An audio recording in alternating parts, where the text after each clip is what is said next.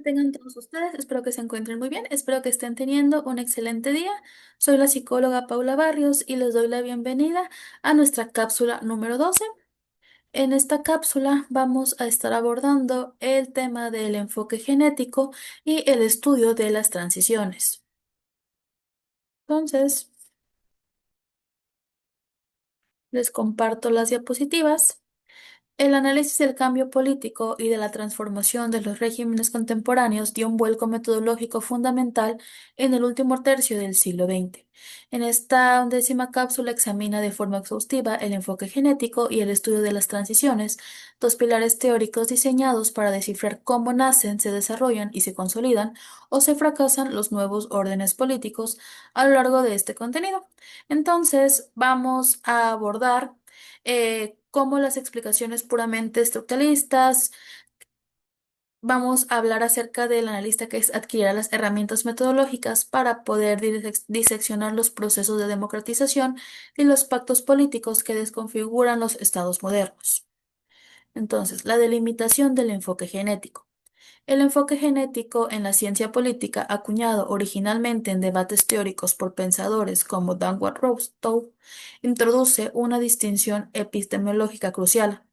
Las condiciones que explican la estabilidad de un régimen no son las mismas que explican su origen o su nacimiento.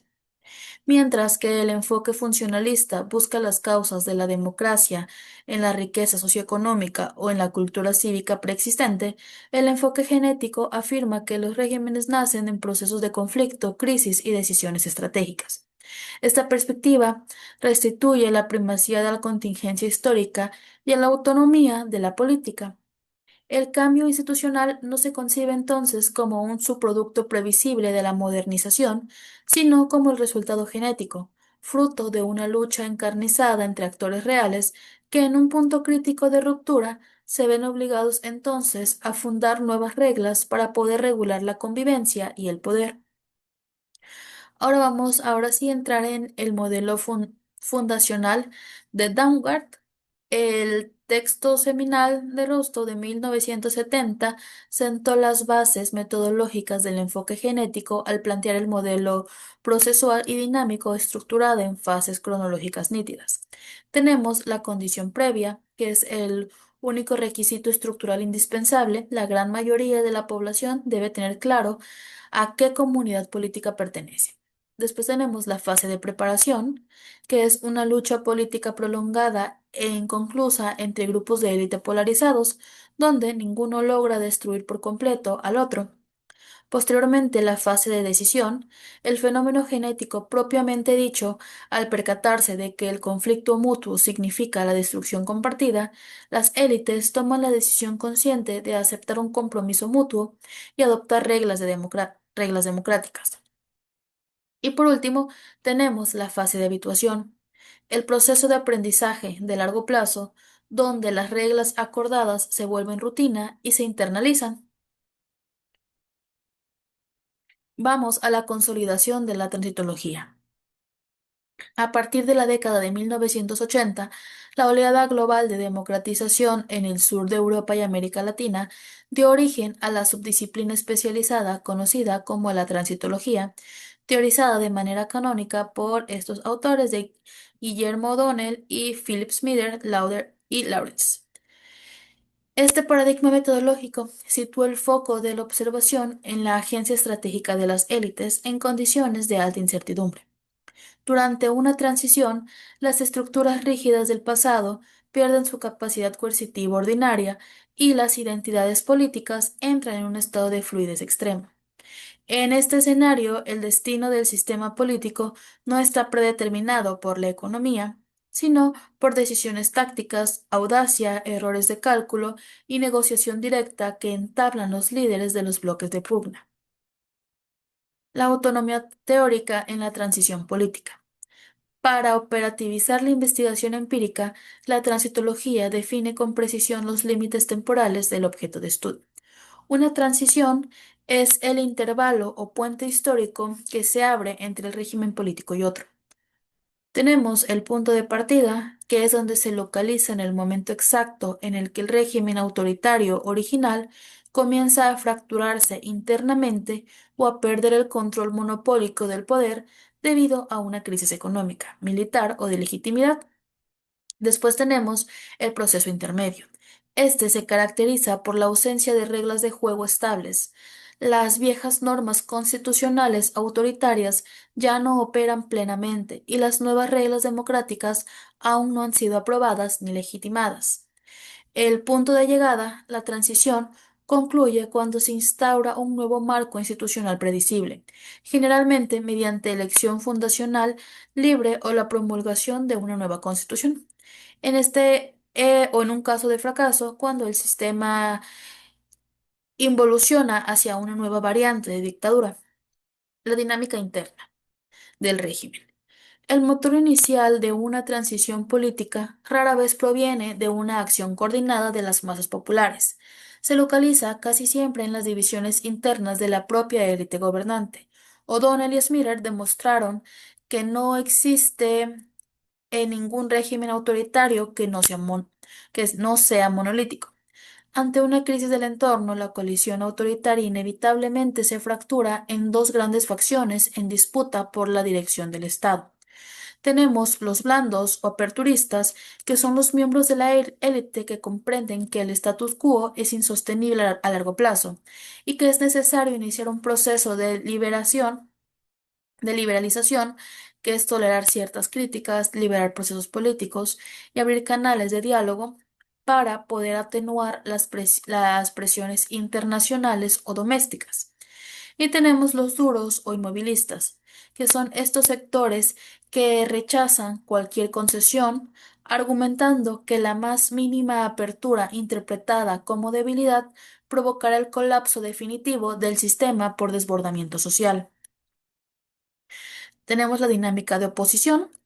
En el momento en que una facción blanda del régimen autoritario triunfa e inicia una liberación controlada, la oposición política, que antes operaba en la clandestinidad o bajo una severa persecución, emerge en el espacio público y experimenta su propia división metodológica y estratégica. La oposición moderada o pragmática, que son los líderes que comprenden los temores de los militares y burócratas del régimen saliente. Su estrategia se basa en dar garantías de supervivencia política jurídica a los gobernantes a cambio de una apertura democrática real, evitando demandas maximalistas que puedan asustar a los informados y provocar un golpe de Estado regresivo. La oposición radical o maximalista. Grupos que exigen la ruptura total e inmediata, la depuración completa de las fuerzas de seguridad y el juicio penal instantáneo a los violadores de derechos humanos, utilizando la movilización de las masas como principal herramienta de presión. Tenemos la teoría de los pactos políticos. Para la transitología clásica, el mecanismo genético por excelencia que garantiza un tránsito exitoso hacia una democracia estable es el pacto. Los pactos son acuerdos explícitos, pero frecuentemente secretos, entre los moderadores del régimen y los moderados de la oposición que fijan las fronteras del cambio político. Estos pactos tienen una naturaleza tridimensional: pactos políticos, pactos militares y pactos económicos. Los pactos políticos definen las reglas del acceso al poder, al calendario electoral y garantías de participación institucional de los viejos partidos oficiales. Después tenemos los pactos militares, que establecen la inmunidad o los límites de la justicia transicional para los mandos castrenses y garantizan que las Fuerzas Armadas no serán sometidas a reformas civiles destructivas de forma inmediata. Los pactos económicos aseguran que las élites empresariales del nuevo régimen democrático respetarán el derecho de propiedad y la matriz macroeconómica básica, neutralizando entonces el miedo a expropiaciones populistas. El concepto de la resurrección de la sociedad. Aunque la transitología concede una primicia metodológica a las élites, reconoce un fenómeno sociológico fundamental en la etapa intermedia del proceso: la resurrección de la sociedad civil. Durante los años más oscuros del autoritarismo, los espacios públicos es desarticulado por el terror o el control corporativo, forzando a los ciudadanos a refugiarse en el ámbito privado. Sin embargo, una vez que la apertura de los aperturistas disminuye los costos de la protesta, se produce una explosión de movilización social. Los sindicatos, las universidades, las organizaciones de derechos humanos y los colectivos vecinales recuperan la calle. Esta ola de movilización popular es la que otorga a los líderes de la oposición moderada el músculo político indispensable para sentarse a negociar con el régimen en la posición de fuerza, impidiendo que la liberación sea una trampa cosmética del gobierno. Los tiempos de transición según la modalidad de cambio. La articulación entre el peso de las élites y el nivel de movilización social permite a los analistas genéticos construir una taxonomía clásica de las transiciones políticas. Autores como Samuel Huntington, Terry Lynn clasifican los tránsitos en cuatro modalidades operativas. Tenemos la reforma o transición votada, que es la reforma desde arriba, donde las élites gobernantes controlan el ritmo y los términos de cambio, transformando el sistema legal desde adentro. Después tenemos el pacto o transición negociable, donde existe un equilibrio de fuerzas entre el régimen y la oposición que los obliga entonces a firmar compromisos explícitos de cohabitación. Tenemos la ruptura o colapso, que es la transición desde abajo, donde el régimen autoritario se desintegra súbitamente por una crisis catastrófica, permitiendo a la oposición el tomar el control del Estado sin concesiones. Y por último tenemos la imposición, lo cual es una fuerza externa que interviene militarmente y que destruye el aparato del régimen, forzando entonces el diseño de un nuevo marco institucional. La paradoja de la incertidumbre institucionalizada. Una de las contribuciones conceptuales más brillantes de la transitología a la teoría general del Estado es la definición de la democracia como la institucionalización de la incertidumbre. En los regímenes autoritarios, las variables políticas están rígidamente controladas. Se sabe de antemano qué partido ganará las elecciones, qué políticas públicas se implementarán y qué grupos serán marginados. El éxito genético de la transición democrática radica en convencer a todos los actores de aceptar un orden donde los resultados políticos son inciertos, pero las reglas del juego son predecibles e inmodificables.